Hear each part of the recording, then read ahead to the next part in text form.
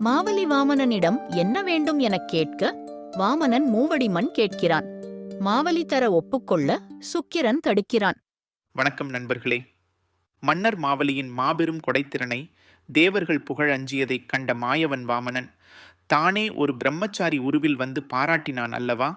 உம்மை அடைந்தோர் எவரும் மாண்புடையோரே என்று அந்த பொங்கும் பூமிக்கும் விண்ணுக்கும் அதிபதியாம் மாவலியை வானளாவப் போற்றினான்.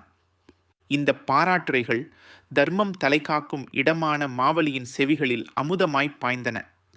தன்னை நாடி வந்த அந்த பொன்மேனி பார்ப்பனச் சிறுவன் ஏதோ ஒன்றை வேண்டி வந்திருப்பதை உணர்ந்த மாவலி இப்பொழுது என்ன செய்யப் போகிறான்? கேட்பதையெல்லாம் அள்ளித்தரும் அந்த கரம் இப்பொழுது என்ன பதில் உரைக்கப் போகிறது? கேட்போம் வாருங்கள் கம்பர் வாயிலாக. சிந்தை உவந்து எதிர் என் செய்ய என்றான். அந்தணன் மூவடி மண் அருள் உண்டேல் வெந்து நிரலாய் இது வேண்டும் எனாமுன் தந்தனென் என்றனன். வெள்ளி தடுத்தான். சிந்தை உவந்து எதிர் என் செய்ய என்றான். என்னே இந்த சிறுவனின் அறிவு கூர்மையும் என் கொடையை இவன் போற்றிய விதமும் என்று மாவலியின் மனம் பேருவகை கொண்டது. அவனுடைய உள்ளம் வானம் தொட்டு நின்றது. கண்கள் அன்பால் பணித்தன. இந்த சிறுவனின் விருப்பத்தை நிறைவேற்ற நான் என்ன செய்யண்டும்? என் அரச செல்வங்கள் அனைத்தையும் இவனுக்காக கொட்ட நான் தயார் என்று பெரும் மகிழ்வோடு அந்த வாமனனை நோக்கி மாவலி கேட்டான். இவ்வளவு பெரிய சக்கரவர்த்தியின் முன் அந்த வாமனன் என்ன கேட்டான் தெரியுமா? அந்தணன் மூவடி மண் அருள் உண்டேல். அந்தண கோலத்துடன் வந்த அந்த வாமனப் பெருமான் அந்த களிப்பு மிகுந்த மாவலியின் முகத்தை பார்த்தான். புன்னகை ஒன்று அவனது இதழ்களில் தவழ்ந்தது.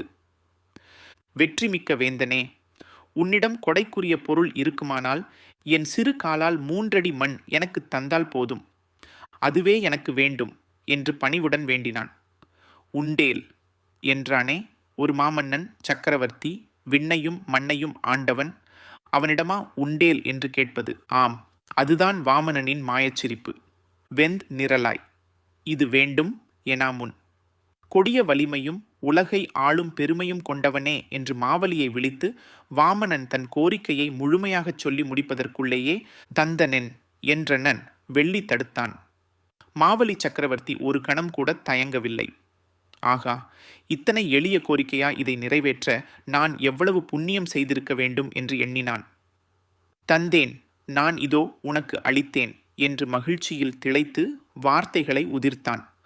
அக்கணமே அந்த கோடை வள்ளலியின் செவிகளில் ஒரு பெரும் குரல் மின்னல் போல தாக்கியது.